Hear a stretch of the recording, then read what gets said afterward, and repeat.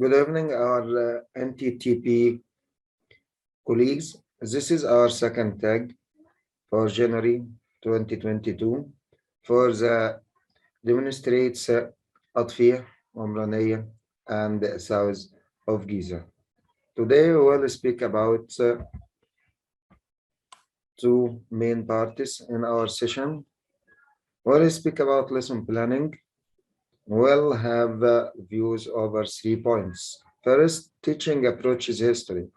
We'll have a quick look over 4 approaches on which we can use to teach English language as a foreign language. Sorry. Number 2, we'll have a quick look over the methods deductive and inductive in teaching. The third point is the approaches which we can use to lessons and the tasks. The second main part of our session will be about reflection and action plan, on which we will have our first assignment, and we'll have a quick look over how to deal with our new assignment using Google Classroom. Let's start. In our first part, lesson planning. What are the learning outcomes in this section? The aim of this module is to introduce you to a range of English language teaching, which is an abbreviation of ELT approaches. The module begins with a brief history. This is the first point of approaches. And number 2, a look at the deductive and the inductive approaches to learning. Number 3, you can compare a range of approaches to lessons and tasks before going on to evaluate. This is point number 4.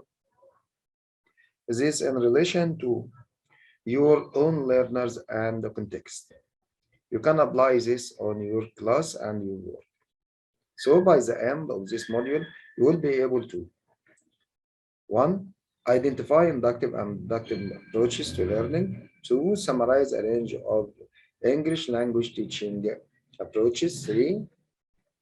Outline the benefits and the drawbacks of different approaches. We will give you a table on which we sort the advantages and disadvantages, the pros and cons of using each approach. Number 4, relate what you have learned to your teaching context. Now let's move to the first part of our session today. It's teaching approaches history. We'll speak about 4 main approaches, which are grammar translation, direct methods, audiolingual, and the last one. Let's start with these approaches. First, the grammar translation method.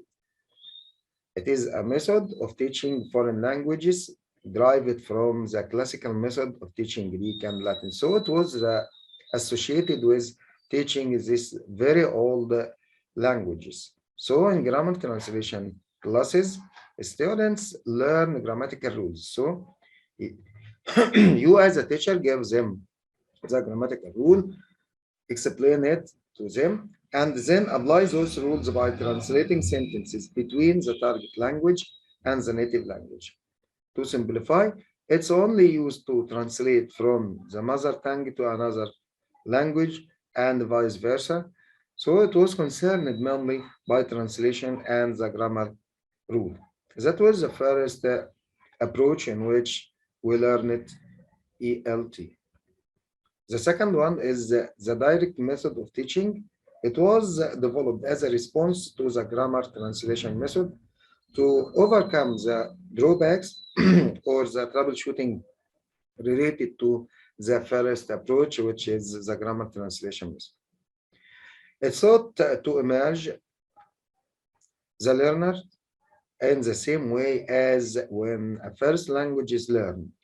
All teaching is done in the target language. So we don't use the mother tongue. Now, when we use the direct method, we don't use Arabic in teaching English in our schools if we use the direct method.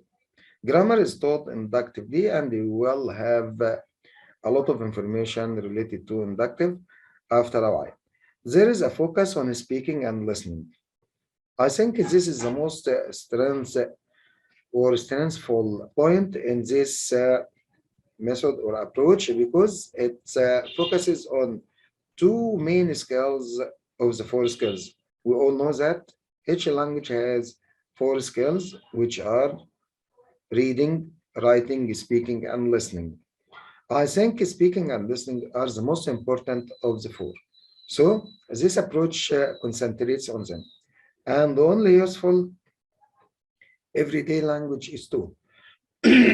So it gives you the keys to understand and go through the life problems and the life session information you would like to gain to survive and to communicate with others.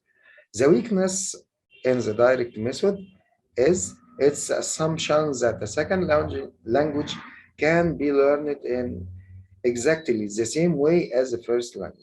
This is wrong because the surrounding environment is not the same, and the people who are surrounding you in both cases are not the same. It's very difficult to use this with young learner, for example, because when a young learner became bilingual, it may affect him on his mother tongue and cause him not acquire the target language in a correct or right way.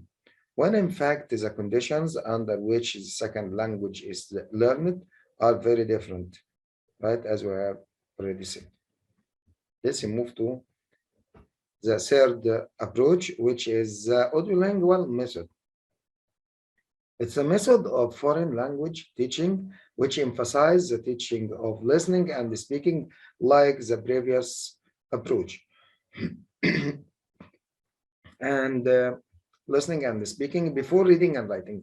It uses dialogues as the main form of language presentation and the drills as the main training technique. So when I want to give the students the information, I make a kind of dialogue, a kind of conversation in which I put the sentences, phrases, collocations, synonyms, antonyms, chunks of the language, grammar rules, and give the students a chance to practice these dialogues and to make similar dialogues like this and extract the rules related to it and gain the new vocabulary. Mother tongue is discouraged in this classroom, so we don't use the mother tongue as the previous approach.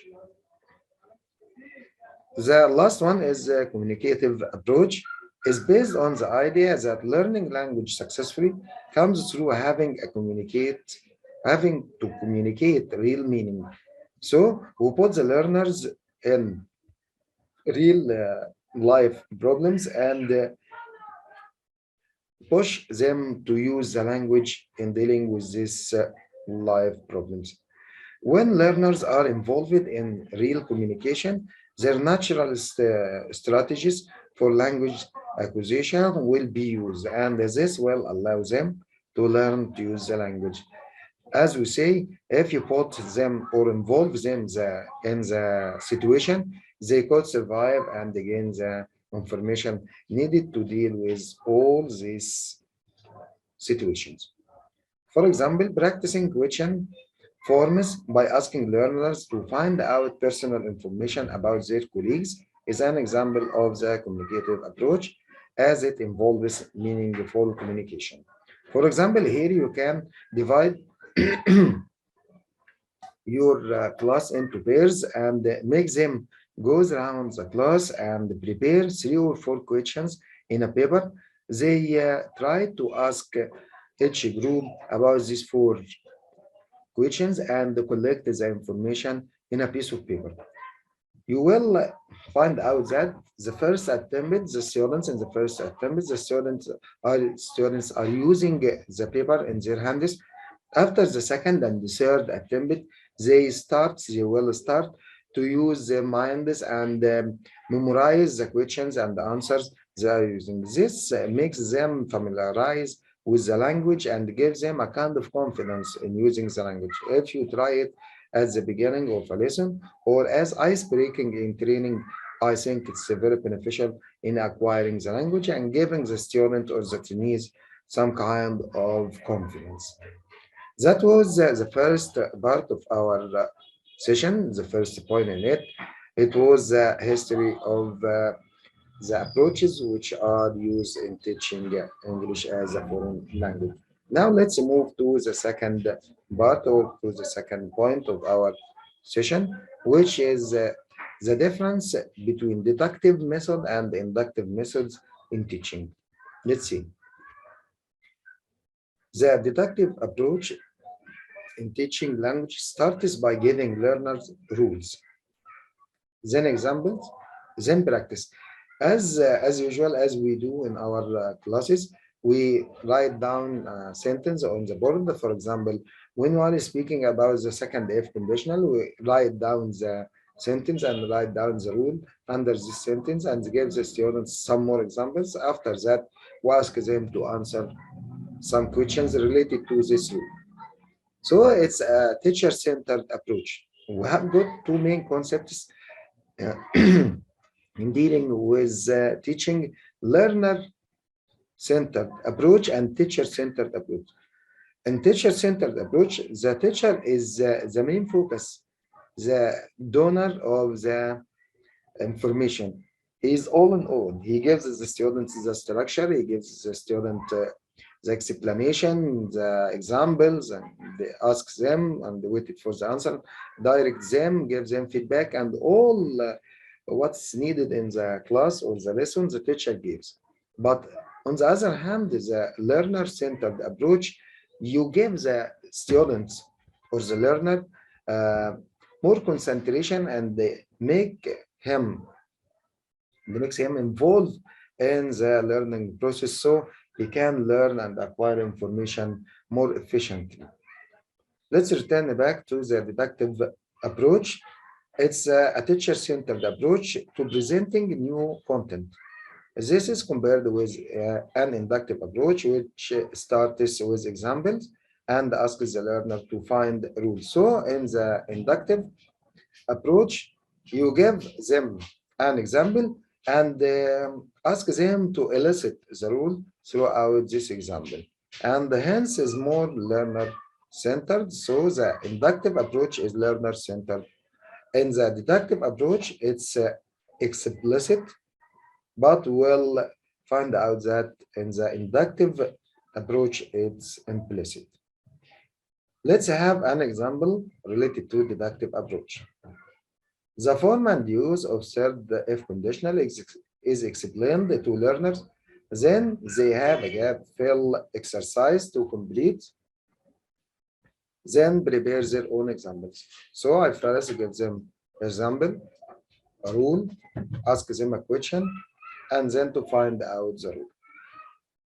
Right. So this approach is suitable with low learner students.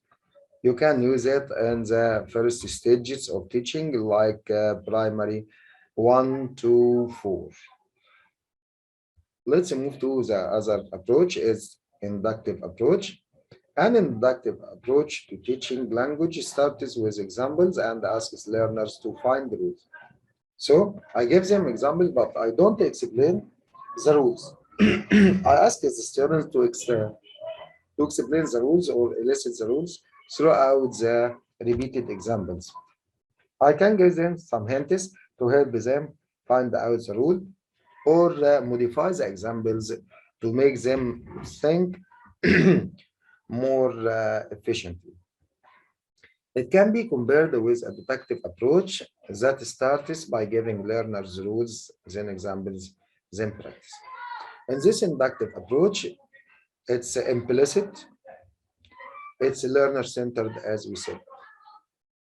Here an example: learners listen to a conversation that includes examples of the use of the third condition. The teacher checks that the students understand the meaning of its use through checking learners' comprehension of the listening text. And only after this focuses on the form using the example from the text to elicit rules about the form, its use, and its pronunciation. So the teacher only gives them some hints, some remarks related to pronunciation, related to some ambiguous words or some ambiguous rules, and let them know about the rule which they are using in this, for example, third if condition. Here is it's commonly found in course books.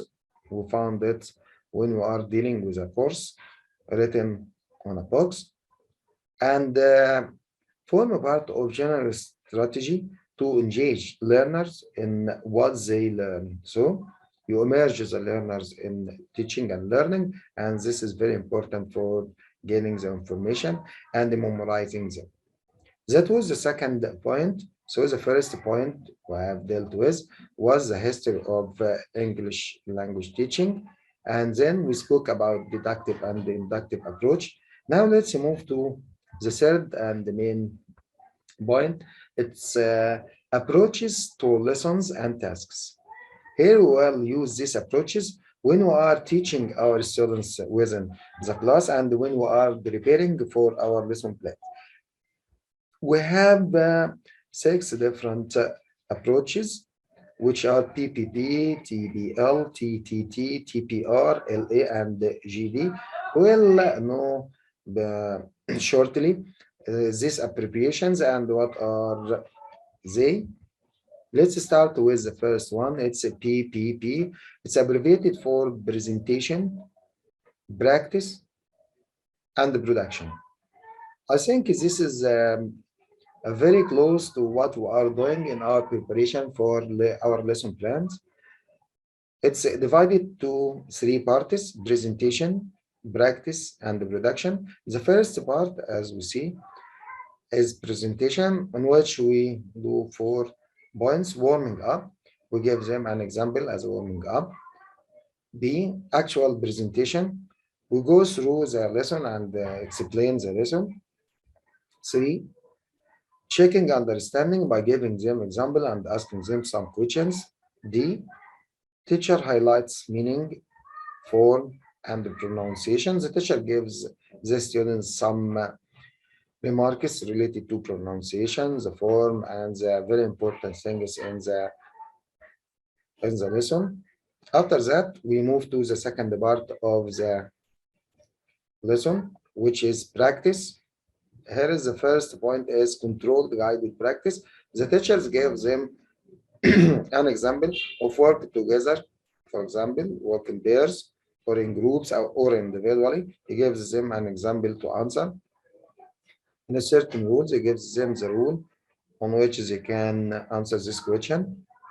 B, students practice the target language with controlled activities, focusing on accuracy. Here is the main concentration is on accuracy. The teacher is concerned much with how to pronounce well and the accent is excellent and so on. I think this is one of pros and cons at the same time of this PPP approach, because some see that accuracy is very important, but it's not all the things that you want to give your students. Let them speak freely, and the others see that it's not important that much. So give the student the chance to use the language and then correct them after they get used and be familiar with the language. So we have 2 points of view concerning accuracy in this approach. The third point is production. Free independent practice like before, but this time it's not controlled by the teacher, it's free. The student can do more freely in the language and using the language. B, learners try to personalize the language. They can use the new information to speak about themselves and their true life. This is very important to associate this new information with their new life. Let's move to the second approach. HCTBL, it's abbreviated for task-based learning. It's divided into 3 main parts as the previous one: pre-task, task cycle, and language focus. Right, in pre-task, the teacher creates interest in topic. The teacher starts with very interesting point or to attract the attention of the students at the beginning of the class. Number two, the teacher then models the task or plays an audio or video recording of someone doing the task. As we can have an example. For example, we are speaking about the rules of playing basketball. At first, I will enter the class with a football in my hand and write down a sentence related to the rule of scoring points in basketball. After that, I would give the students a chance to listen to an audio or watch a video in which the students playing basketball, for example, and the referee is scoring points, 1 point, 2 points, or 3 points according to the shot they are using in the basket. The second part is the task cycle. His learners work in pairs or groups to do the task. The teacher monitors and notice the language they use. Here I ask students to write down the rules of playing basketball, for example, and ask them to do this in pairs or groups. I can monitor, watch out, and give instructions and feedback to give some hints to students to modify their answers. And then the task may take more than one lesson to do. They focus on real life, for example, playing a holiday, or as we said, the rules of playing basketball. After the task, the learners prepare a short report on what happened during the task. The teacher helps groups with the language. Here they start to make a report, and the learners then report to the class. They divide themselves into writer, speaker, and the other members of the group. The speaker start to give some hints or to show other students what they had already written about the rules of playing basketball. The last part of this is language focus. The class gives feedback and the teacher draws attention to the language they use. Here is the students exchange feedback on what they have already written in each group. And the teacher try to sum up or summarize what they have said and give them some instructions to improve their use of language. At this stage, there is some language analysis, and the teacher may compare learner reports to the method. Finally, the learners do practice activities on the language used in the task. So we apply this information on other games like football, like tennis, and so on. This is TBL, task-based learning, and this was the second approach in teaching lessons and classes. The third one is TTT. It's abbreviated for test, teach, and test. As it's obvious from the title, it started with a small test, and then you teach the information related to the rules in this test, and then to retest your students to see if they had already acquired the information or the rules in this test. So, test, teach, test, TTT is an approach to teaching where learners first complete a task or activity without help from the teacher. Then, based on the problems seen, the teacher plans and presents the target language. Then the learners do another task to practice the new language. I think it's very difficult to start with a test for your students as they not get used to this type of approaches. They will find a great difficulty in dealing with the test at first, but gradually and by getting used to this method, they will find out creative solutions for the questions you give them at the first of the at the first beginning, at the very beginning of the lesson or class. So I think they would use the language, make a kind of problem solving and a kind of brainstorming at the beginning of the lesson. It would be very beneficial if you use that in a correct way.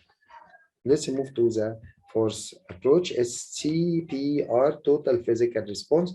Physical here, you can use your body. It's suitable for low-level learner. Let's see. It's an approach to teaching language based on the idea that if you have to do something physical in response to language, then learning is more meaningful and you learn faster. Here is an example. If you want to teach your students the word jump, you can jump and give them the word. Stretch your hand. You can show them how to stretch their hand, stand up, sit down. This is a ball, and you can bounce the ball like this, and so on. So we see that it's very important for teaching body vocabulary, preposition, and the language for direction. It can be used with low learners levels. I think it's suitable for beginners in the primary stage, not the prep stage. When the students get older, I think the facial expression is used in a limited way, giving some gestures or some words they don't know, but it's used for some, not all the language you could use in it. And I think you can't use it in teaching grammar, for example. Let's move to the next one. It's a lexical approach. So here we use the dictionary and teach the language as if it's dealing with a dictionary. I think the lexical approach is a way of analyzing and teaching language based on the idea that it's made up of lexical units. So we divide the unit, the sentence into some meaningful parts. It's called chunks, and we'll see an example of this. Lexical units rather than grammatical structure. So it's concentrating on the word's meaning, not the structure or the grammar in the unit. The units are words, chunks. Chunks are parts of the sentence formed by collocation. Collocations are the two words that goes together, and the fixed phrases. Some phrases which are said together. For example, here is a phrase: rescue attempts are being hampered by bad weather. So we have got chunks in this sentence and the fixed phrases. It's formed by the collocation rescue and attempt. So rescue attempt is a collocation. Rescue attempt hampered by is a preposition related to a verb. Bad weather is a collocation. So we divided this sentence into some collocations and some chunks, some parts, and gives the students some information related to each part, as this is a way of teaching. I think sometimes we use this in teaching some new vocab. The last one is guided discovery. In this guided discovery, the teacher creates a content to show the meaning of language using picture, storytelling, reading, or listening. So at the beginning of the lesson, I came with a kind of newspaper, a magazine, and started to tell the story in this newspaper. This is the first thing I do. For example, I am speaking about Muhammad Salah and how he scored many goals in Liverpool team. Number two, the teacher uses questions and activities, for example, matching activity to guide the learners. Here I would make a kind of box to match A with B. I write down some sentence about Muhammad Salah and his life in football fields and so on. And on the column B, the second part of the information, and ask the student to match the first part with the second part according to the storytelling which we had already listened to. The learners analyze and cooperate as they develop their understanding of the language. Here I could make them answer these questions in pairs or groups to make a kind of exchange of information and using the language together. Number three, the teacher elicits the rules from them and may get them to complete game file about the rules. Here is, I would like to write down some rules about, for example, a bus symbol. I can write down the sentence and ask the students to complete some gaps in this sentence to make the rule by themselves. Finally, the teacher gives the learners tasks to practice.